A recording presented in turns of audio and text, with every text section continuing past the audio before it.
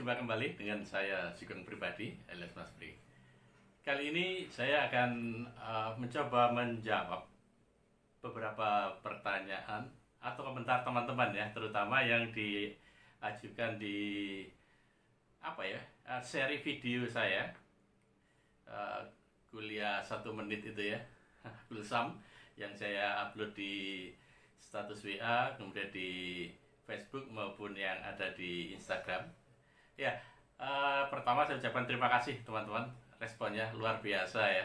Ternyata teman-teman masih mengikuti tip menulis yang saya coba dijadikan lebih ringkas karena saya penggal-penggal menjadi 1 menit atau 2 menit paling panjang ya. Jadi kemarin satu tema itu bisa menjadi 7 seri tulisan ya.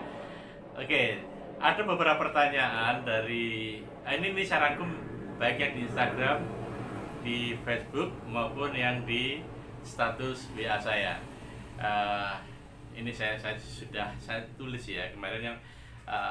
Yang pertama ada yang bilang ini, saya kalau cerita langsung bisa runut dan panjang, tapi kalau menulis tidak bisa. Oke, 1 siap. Nomor 2, awalnya lancar, kalau sudah di tengah pasti mandek deh.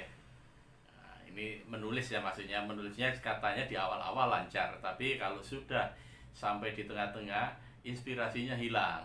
Oke, siap. Kemudian yang ketiga ini agak lucu nih.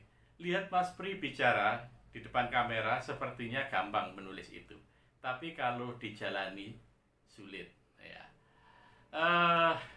Jawabannya apa ya?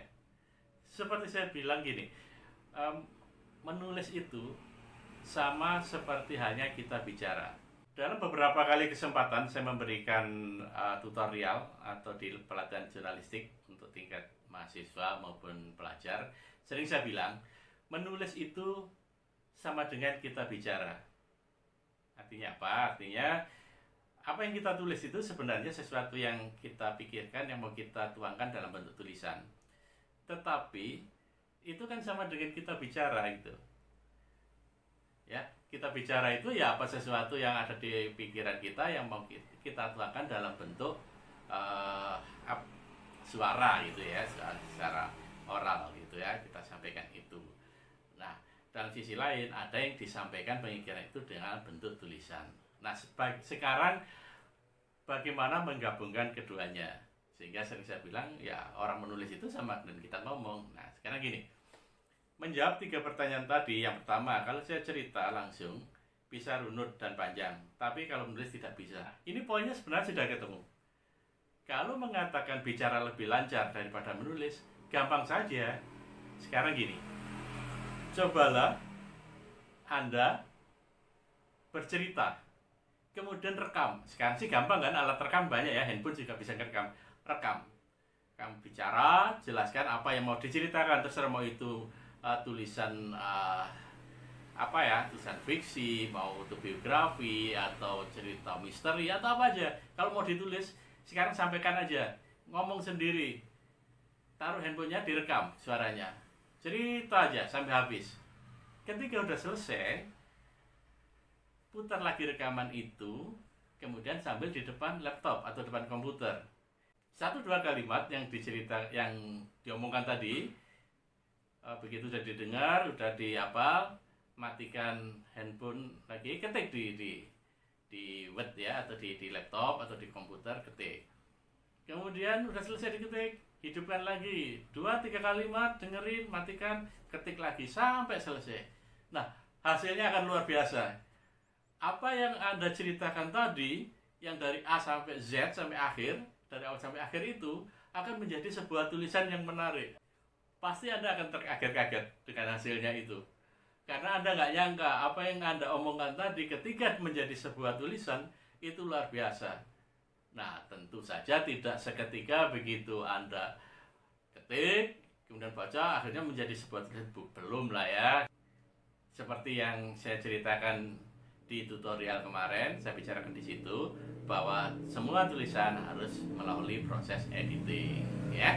Jadi apa yang Anda tulis tadi sudah luar biasa ketika Anda baca, tetapi untuk menghaluskan, untuk supaya enak jalinan ceritanya dalam bentuk tulisan, kan harus diedit dulu. Anda edit dulu. Apa yang terlalu banyak, terlalu panjang, kurangin. Ada kalimatnya kok janggal, ya sesuaikan, perbaiki. Ada kata-kata yang mungkin tidak akan dimengerti orang lain nantinya, ya diganti dengan kata yang bisa dimengerti oleh orang lain, dalam hal ini oleh pembaca, ya. Jangan membiasakan menggunakan kata-kata yang hanya Anda yang memahami atau beberapa orang saja yang memahami, karena pembaca Anda itu nantinya heterogen, banyak orang. Jadi carikan kata-kata yang bisa dipahami banyak orang, sebisa mungkin menggunakan kata-kata serapan dalam bahasa Indonesia yang baik dan benar. Boleh sih menggunakan kata-kata daerah gitu ya, atau bahasa asing atau apapun, tetapi sebisa mungkin tidak terlalu banyak. Karena itu tadi, yang membaca tulisan Anda nantinya adalah orang dari berbagai kalangan, dari berbagai tingkatan. Jadi itu gunakanlah bahasa yang sebisa mungkin dipahami oleh pembaca Anda nantinya, ya.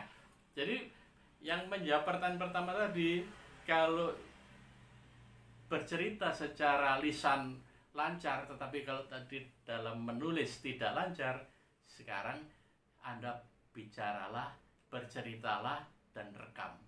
Kemudian rekaman itu Anda dengar kalimat demi kalimat dan ditulis dalam bentuk cerita, ya. Ini akan hasilnya luar biasa, coba aja gitu ya. Ini akan menarik.